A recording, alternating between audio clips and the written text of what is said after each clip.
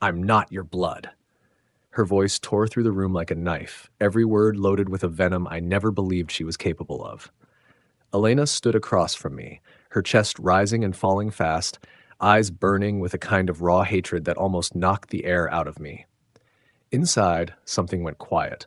Not shattered, but drained of the warmth I had carried for her all my life. I thought back on the years I had given up for her, the long nights, the constant sacrifices, the way I always put her first no matter what storms she created around herself. And now this was the truth she threw at me, that none of it counted, that I never counted. The wound was not only in the words themselves, but in the way she let them loose so easily, like a weapon she had been sharpening for years. I did not move. I did not argue back.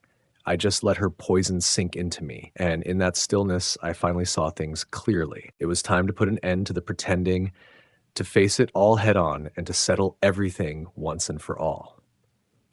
Before we continue, please subscribe to stay updated on our latest stories. And then Sophie threw herself flat on the floor, screaming at the top of her lungs because I would not buy her that ridiculous toy. Right there in the middle of Walmart, everybody staring like I was some kind of monster. Monica's voice carried that sharp note of exhaustion I had heard from her before as I placed a steaming cup of ginger tea in front of her. The mug tapped lightly against the kitchen table, the same old table where I had sat with her, working through math problems and spelling lists 15 years ago. Her hands curled around the heat of the cup, but her eyes were far away, cold. "I do not know what I'm doing wrong with them anymore, Dad. Ethan is getting into trouble at school, and Sophie..." Her words trailed off as she took a sip, more of a pause to collect her next complaint than any real enjoyment of the tea. "And Adrian?" I asked carefully, lowering myself into the chair across from her. "How is he holding up?" She let out a short, humorless laugh. "Adrian is working every extra shift he can get, and it still is not enough. The mortgage keeps going up, the car payment too, groceries are through the roof, everything just keeps climbing." She met my eyes then, and I knew that look, half plea, half demand. I honestly do not know how we are supposed to keep up with it. I felt the same pull in my chest I had felt countless times before, the tug that had opened my wallet again and again. But something about the practiced rhythm of her complaints this time made me stop short. "Monica, have you and Adrian sat down to go over your budget together? Maybe if you..." "Budget?" Her tone sharpened instantly. "Dad, you do not get it. This is not about giving up coffee runs or small extras. These are real bills. I know they are, sweetheart. But if you tracked where the money's actually going, maybe you would find..." "Find what? That we are careless with money? That we cannot manage our lives?" She set the mug down hard, tea splashing close to the rim.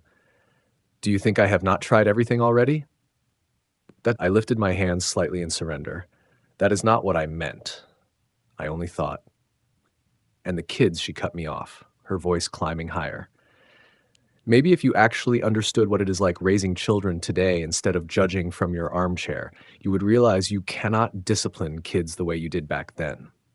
Times are different now." A cold weight settled in my gut. The way she said "the way you did back then" carried a hidden accusation I could not quite name. "Monica, I am not judging. I am only trying to help. If you set clear boundaries and actually followed through with consequences..." "Consequences." She shot to her feet so quickly the chair screeched against the floor. "You think I do not understand consequences?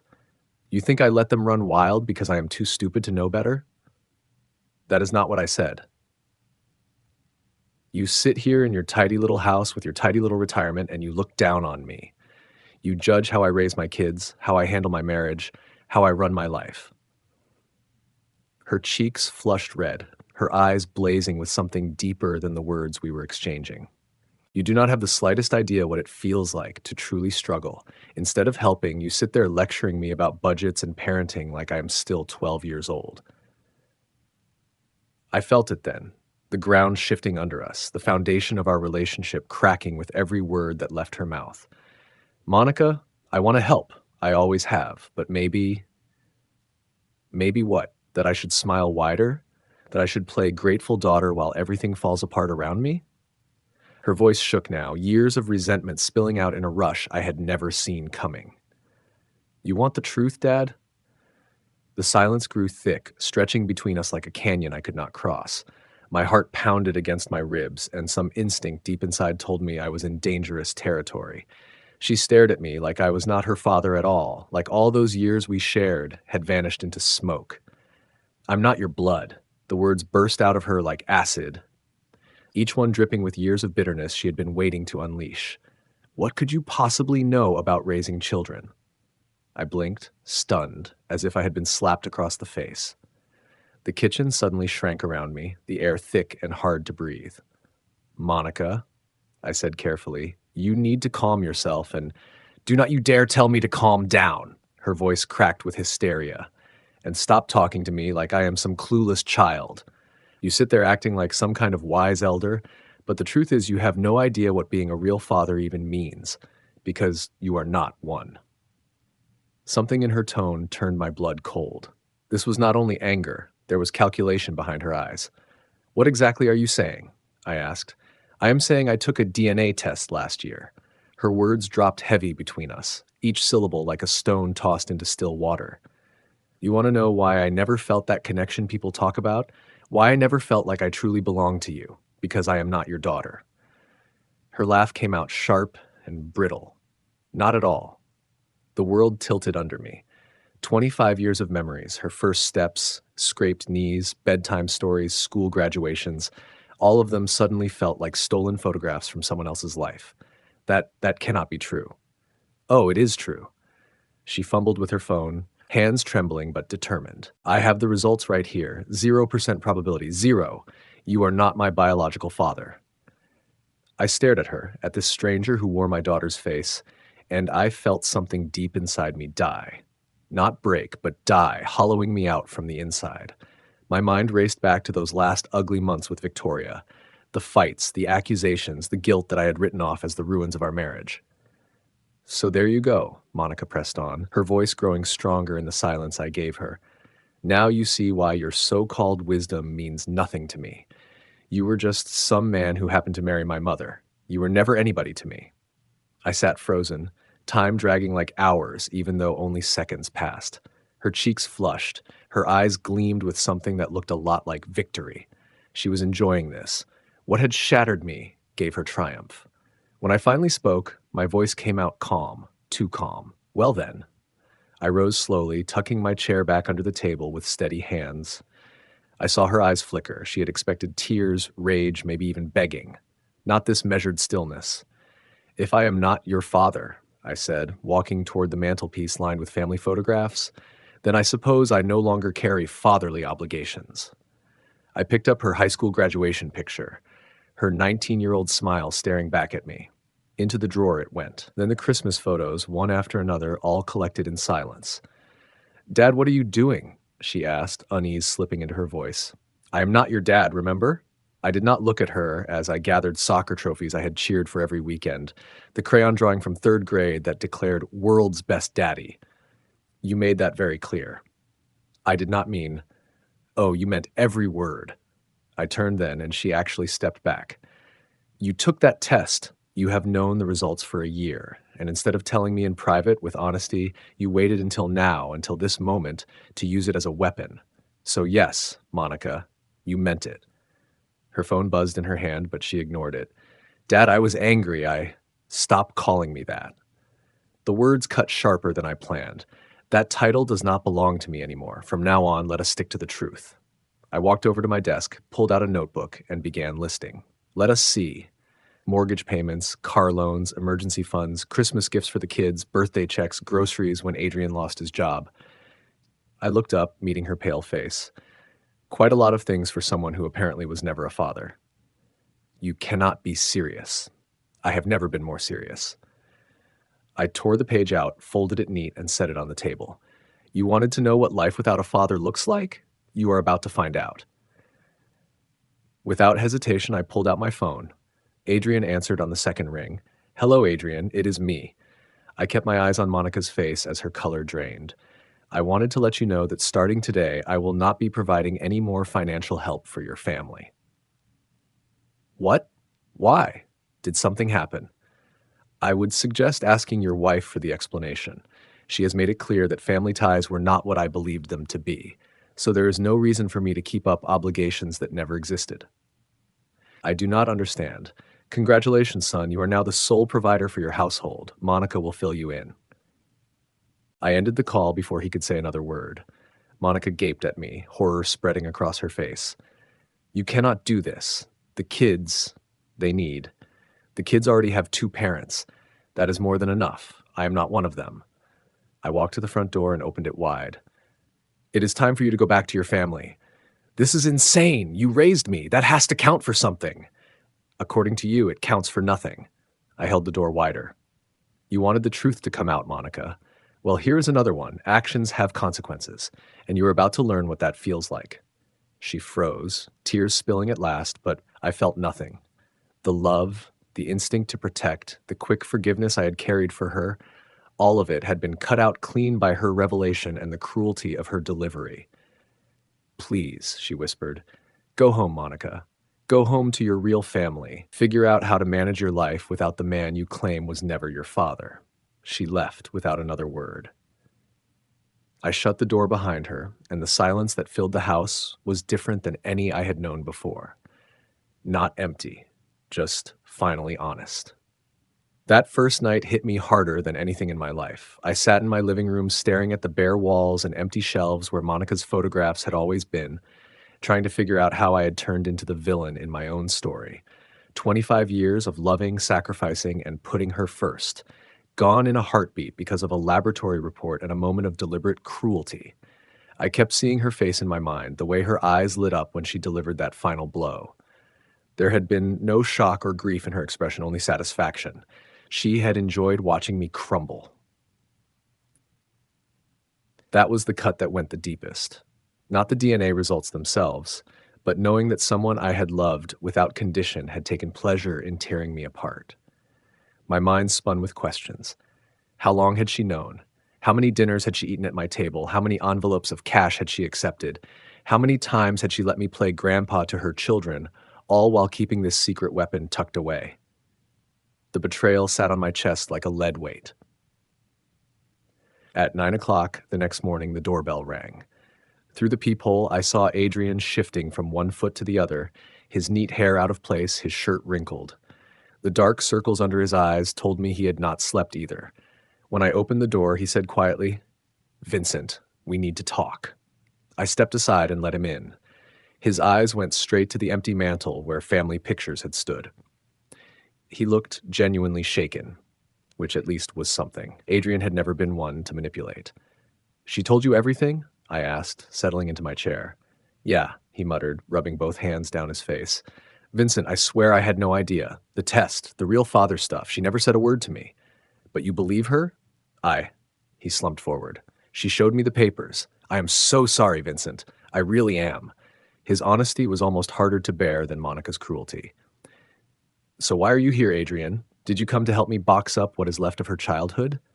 "The kids," he said softly. "Sophie and Ethan keep asking why Grandpa has not come over. They are wondering when you will visit." I met his gaze and held it. "Tell them I will not be coming. Explain it however you think best." Adrian's face went pale. "Vincent, come on. They love you, and you love them. That has to matter, even if the biology does not." There it was, the guilt card, played gently but precisely. "Explain it however you want," I said. "They are not my responsibility anymore. Remember?" He tried again. "But they love you, and you love them." I stared at this decent man caught in a mess that started long before his marriage. "Adrian, let me ask you something. If you found out tomorrow that Sophie and Ethan were not really yours, that Monica had lied to you for years, would you still feel obliged to support them financially?" His face drained of color. "That is different." "Is it? Really?" I leaned forward. "Because from where I sit, I am the one who was lied to. I am the one who built my whole identity on being a father to someone else's child, while the real father got a free pass." "The children did not choose this," he said quietly. "Neither did I." My voice came out harder than I meant, but Monica did. She chose to take that test. She chose when to tell me, and she chose to do it in the cruelest way she could. Those were her decisions. Now she has to live with what comes next. He sat for a long time, opening his mouth and shutting it again. At last he asked, "What if What if she apologized? What if she really tried to make it right? What would that apology look like? I asked. Would it erase 25 years of lies? Would it change the fact that she smiled while she destroyed me yesterday? He had no answer. He left soon after, and I sat alone with my thoughts until the phone rang that afternoon. Vincent. Victoria's voice was cold steel. What in God's name do you think you are doing? Hello, Victoria. I'm doing fine. Thank you for asking. Do not you dare get smart with me. Monica is devastated. Adrian is confused. And my grandchildren cannot understand why their grandfather has suddenly disappeared from their lives. Your grandchildren? I let the words hang in the air. That is an interesting choice of words. You know what I mean. You raised her. You do not get to walk away just because things are messy. Messy? A bitter laugh escaped me. Victoria, she looked me dead in the eye and told me I was never her father. She enjoyed it. I am simply agreeing with her conclusion. She was upset. People say things they do not mean. Oh, she meant it. She had the DNA results to prove it.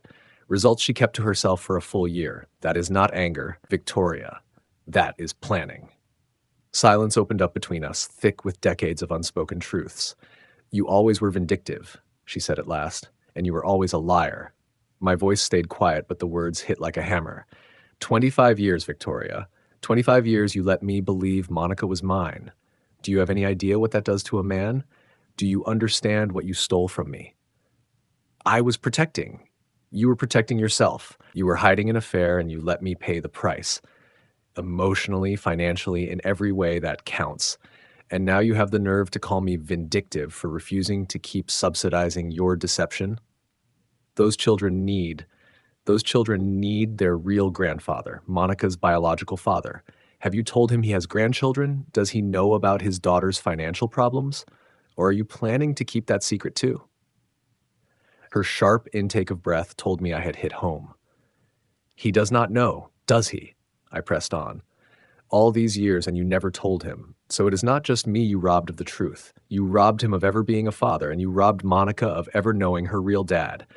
And yet somehow I am the one you want to paint as the villain?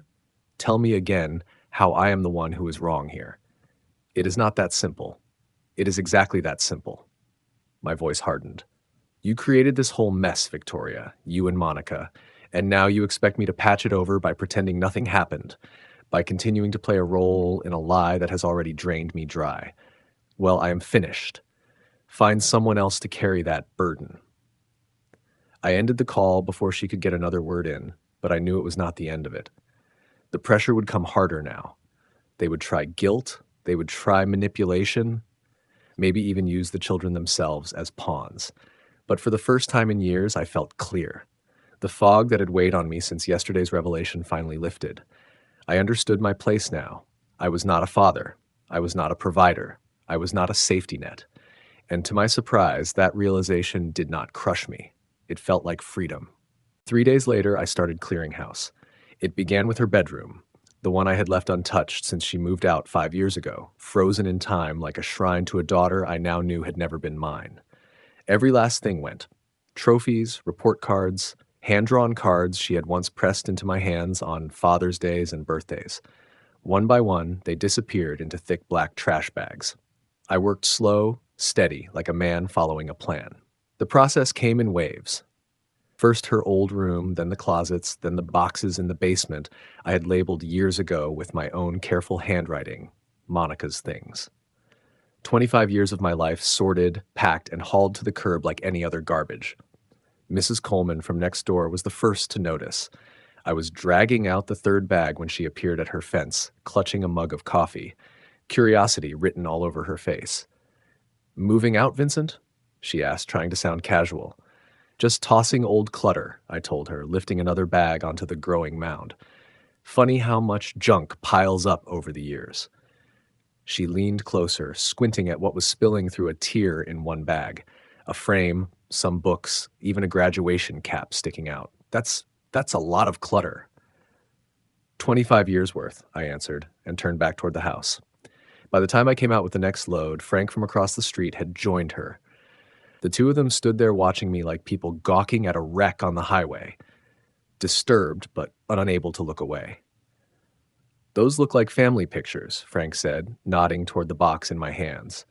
They sure do, I replied, dropping the whole box onto the pile without hesitation. A wedding photo of Monica and Adrian spilled free, their smiling faces now headed straight for the dump. Word spread fast, the way it always does in a neighborhood. By dusk, my heap of trash had become something of a local spectacle. I caught curtains twitching, saw small clusters of neighbors whispering, phones no doubt buzzing with their theories. I was wrestling Monica's old desk, a little white one I had painted for her when she was 8, into the back of my truck when my phone rang. "Have you lost your mind?" Monica's voice cracked through the speaker. "Mrs. Kim just called me. She said you're throwing away all my things, my childhood things." "I am clearing out junk," I said, shoving the desk into place. "Objects that no longer serve any purpose in my life. Those are my memories, my pictures. You cannot just... Actually, I can. They are in my house, which makes them my property, and I have decided I do not want them anymore." For a moment I thought she had hung up. Then her voice came back, quieter. "Please, whatever else you think of me, those things, they are all I have left of being your daughter." "But you were never my daughter," I reminded her, voice flat. "You spelled that out clearly enough. So those boxes aren't memories of a father and a daughter. They are souvenirs of a lie." She broke down crying, but it stirred nothing in me. "I know you are hurt, but this is insane. People are talking, Vincent. The whole neighborhood thinks you have lost your mind. Let them talk," and they did. The story moved through the community like wildfire.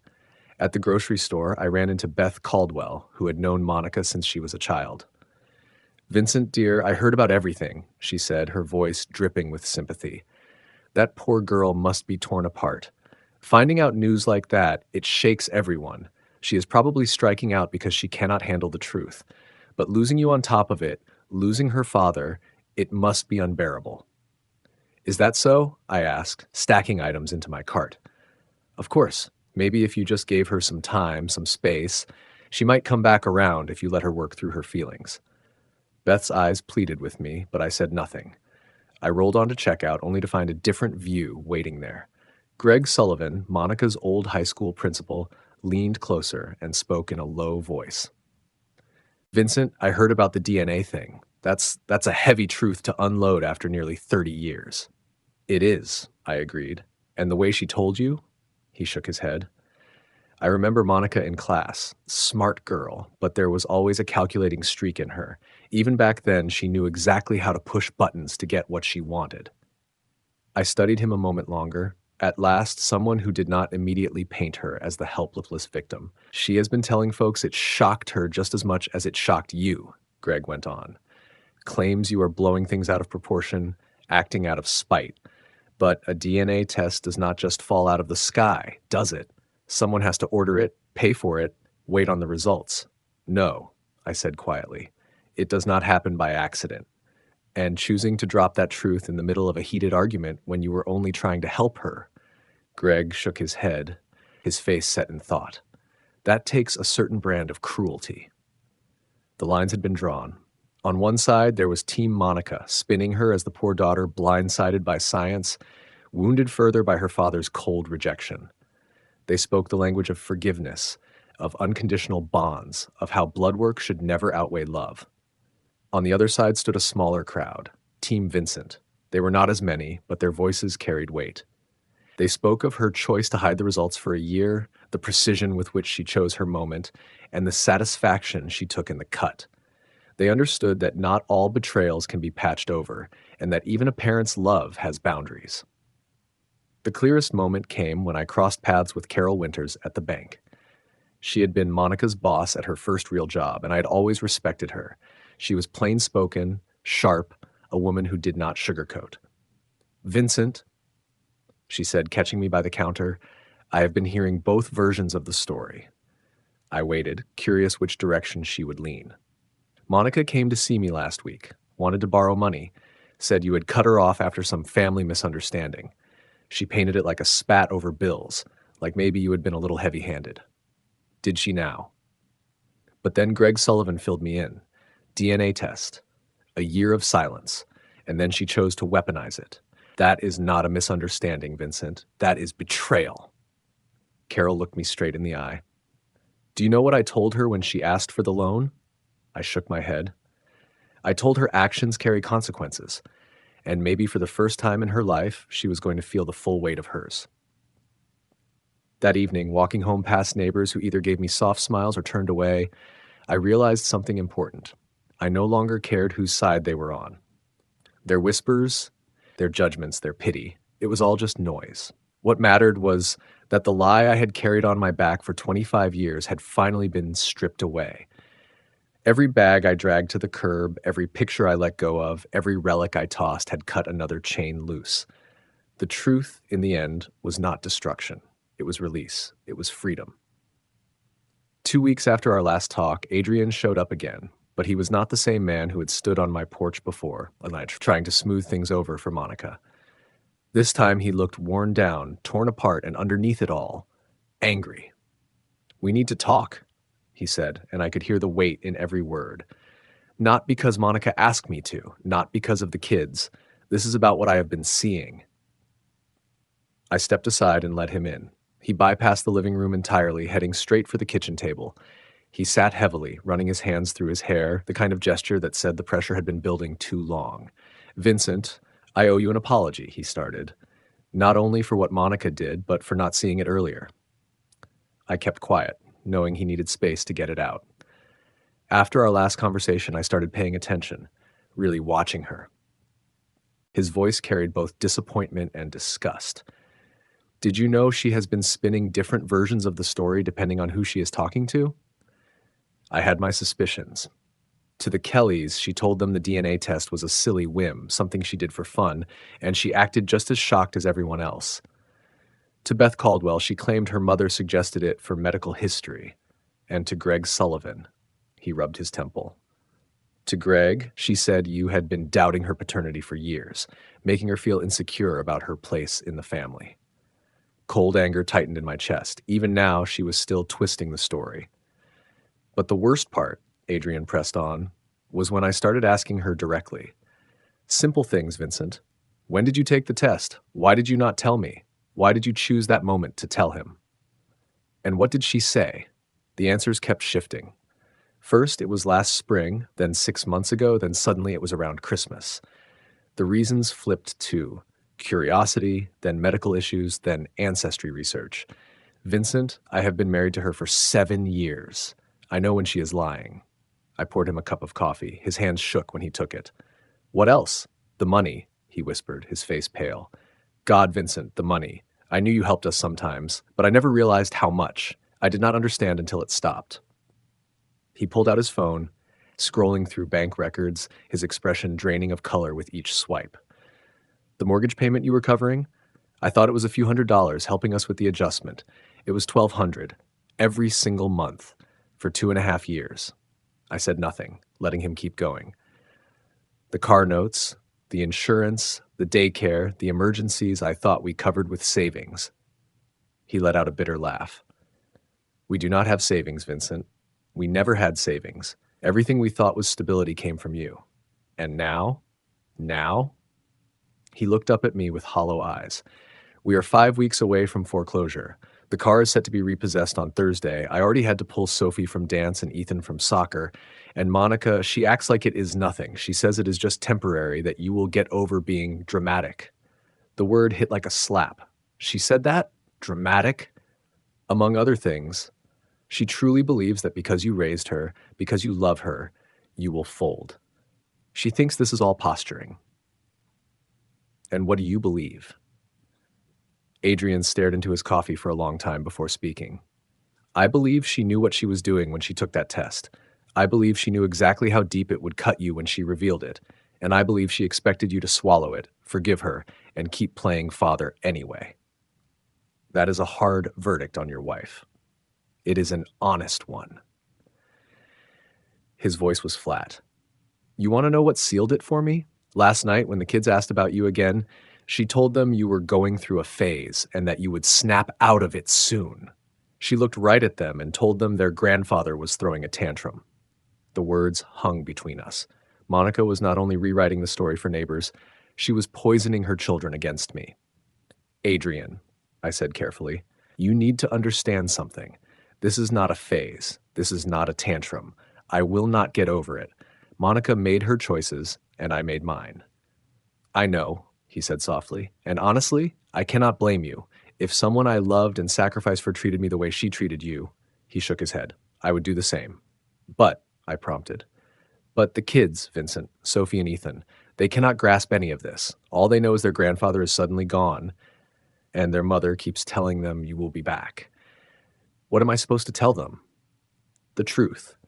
In a way they can handle, but the truth all the same.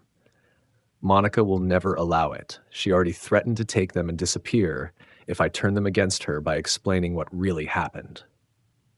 I studied his face, the exhaustion, the fear, the dawning awareness that he was married to someone more selfish than he had ever believed possible.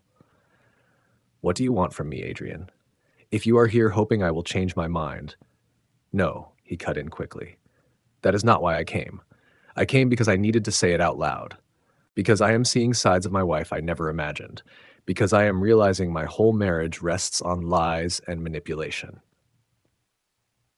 Adrian pushed himself up from the chair and began pacing, his shoulders tight, eyes fixed on the window. The other day I found out Monica borrowed $4,000 from her coworker Nicole, told her it was for Sophie's medical bills. He turned his head slightly, voice rough. Sophie's perfectly fine, Vincent. Healthy as can be. Monica just needed cash for something else, and instead of telling the truth, she spun another story, because she could not admit we were sinking after everything blew up between you and her. So now the lies are growing, I said. They are multiplying. His voice carried a mix of anger and disbelief. She is lying to neighbors, to friends, now to coworkers. I keep thinking, if she can lie that easily, what else has she been lying about all along? What other things did I swallow without question because I trusted her? He finally sat back down, facing me directly. His eyes were steady but worn. Vincent, I need you to hear me. I am on your side in this. What she did to you was heartless. The way she dropped it on you was vicious. And now, watching her twist the story, watching her feed lies to everyone, including our kids. I get it. I understand why you cut her off. But you are hoping I will reconsider, I said flatly. No, he said, shaking his head hard. His voice firmed. I am not asking you to forgive her. I am asking for guidance, because I am drowning here. I do not know how to shield my kids from the wreckage their mother created. I cannot patch our finances, at least not without begging for help. I have no right to ask. I cannot rebuild what she tore apart with you. That damage belongs to her alone. And I am realizing I cannot fix my wife either, because she does not believe she needs fixing. I looked at him, this decent man trapped in the fallout of Monica's cruelty, and felt something stir that I had not felt since this ordeal began. Real sympathy. Not for Monica, never again for Monica, but for Adrian and for those two children who had no say in any of it, yet carried the heaviest burden. Adrian, I said, my voice low, steady, you cannot rescue someone who is determined to drown, and you sure as hell cannot build a solid life on the quicksand of somebody else's lies. He nodded slowly, tears brimming in his eyes. I know, he whispered. God help me, I know. The phone call I made that Thursday evening was short and direct. Monica, we need one last conversation. You, Adrian, and me. This Saturday at my house, 3 o'clock. Dad, this is my last act of good faith. I cut in. If you want even the slightest chance of repairing this, you will show up. But there is one condition. The lies end now. No more stories for the neighbors. No more victim versions for your friends. Truth or nothing. There was a pause long enough for me to hear her breathing through the line. When she finally spoke, her voice had lost its usual edge. Okay. Saturday came gray and cold, the kind of day that matched the heaviness in my living room as the three of us took our seats, Monica and Adrian on the couch, me in my chair.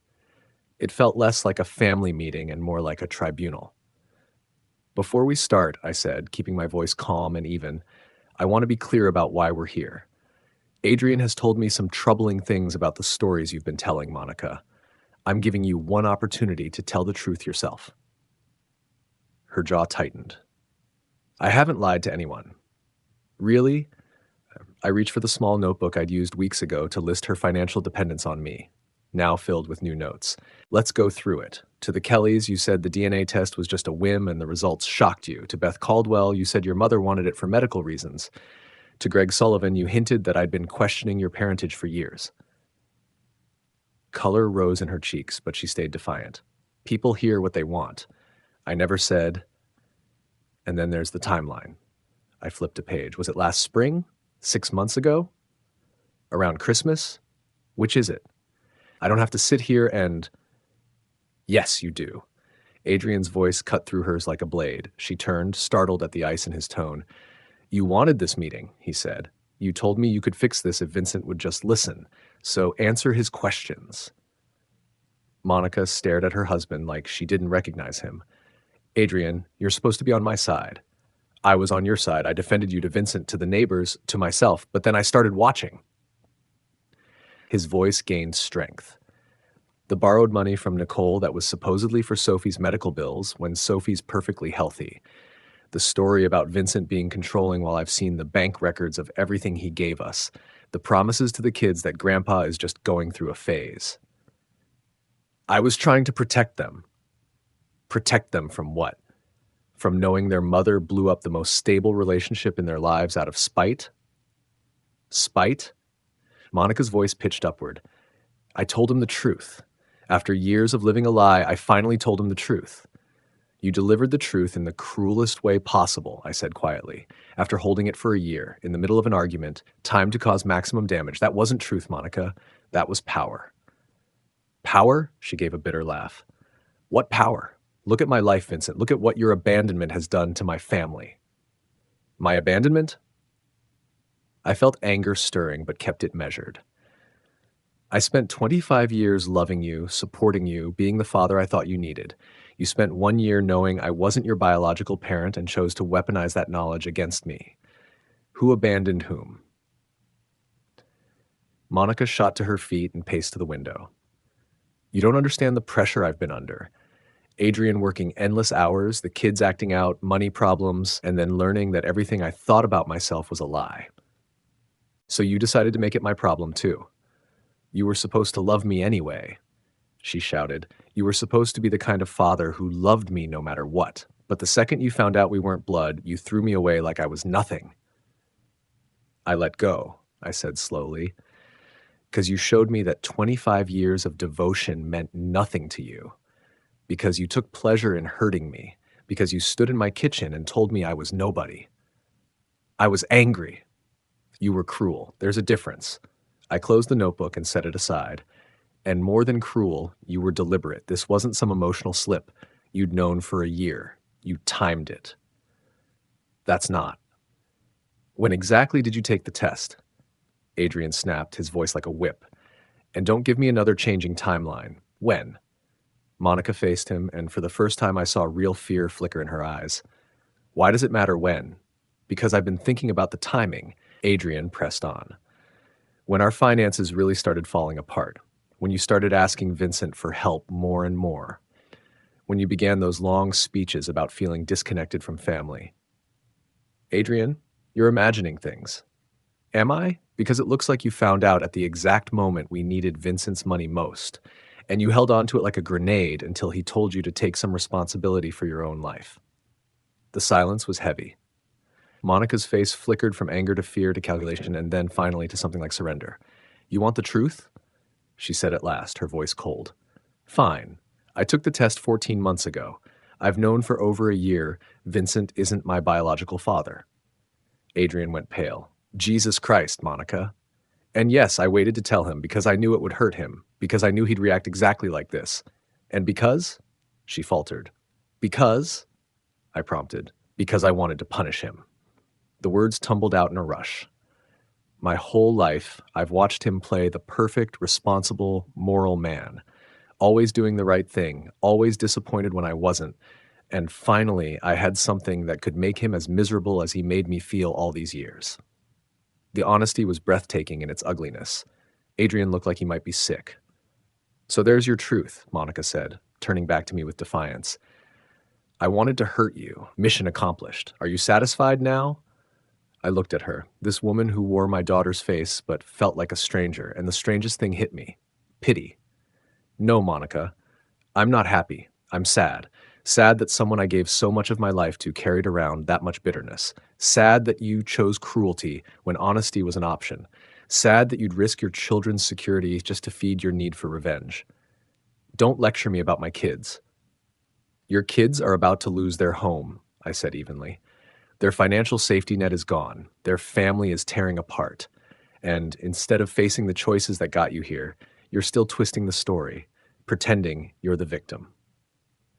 I rose and walked toward the same window she had stood at moments earlier. Here's how this goes, Monica. I won't help you. I won't hurt you. I won't interfere in the fallout of your decisions. You wanted life without me as your father? Well, congratulations. You've got exactly what you asked for. You can't mean that. I've never meant anything more. My tone was firm. You made your decision the day you took that test. You made it again when you hid the truth for a year. You made it a third time when you chose the cruelest possible moment to throw it in my face. And right now, you're making it again by refusing to own any of it. Adrian pushed himself to his feet, his jaw tight with fury he was barely containing. Monica, we're leaving, now. Adrian, wait. No. His voice was flat, unshakable. I've heard all I need, more than enough. He paused at the door, turning back to her with eyes like ice. You know what? With this much lying and scheming about DNA and paternity, maybe I should run a test myself, just to know for sure Sophie and Ethan are really mine. Monica's face went ghost white. Adrian, you can't be serious. I'm dead serious. Because if you can lie to Vincent for a year, if you can lie to me about when you found out, if you can spin stories for neighbors, friends, even our kids, then how do I know what else is a lie? They're your children. You'd never what? Lie, manipulate, hurt someone who loved you? His laugh was sharp and bitter. Because you just admitted to doing exactly that. Her bravado crumbled, panic flooding her features. This is insane. You're both insane. Adrian, I'm your wife. Those children are yours. You can't honestly think. I don't know what to think anymore, Adrian said, his voice low. Not about you, not about our marriage, not about what's real and what's another story you've spun. He moved toward the door, then glanced back one last time. Vincent, thank you for what you did all those years and for finally showing me who I actually married. Monica stayed rooted in the middle of my living room as Adrian's footsteps echoed down the walk. The sound of his car starting cut through the silence. Only then did she stir, rushing to the window to watch him drive away. This is your fault, she whispered, but the fight was gone from her voice. No, Monica, I said quietly. It's yours. She left without another word. I stood at the window watching her walk down the street toward whatever future she had left, this time truly on her own. To hear the next story, click the box on the left. And as always, thank you for watching.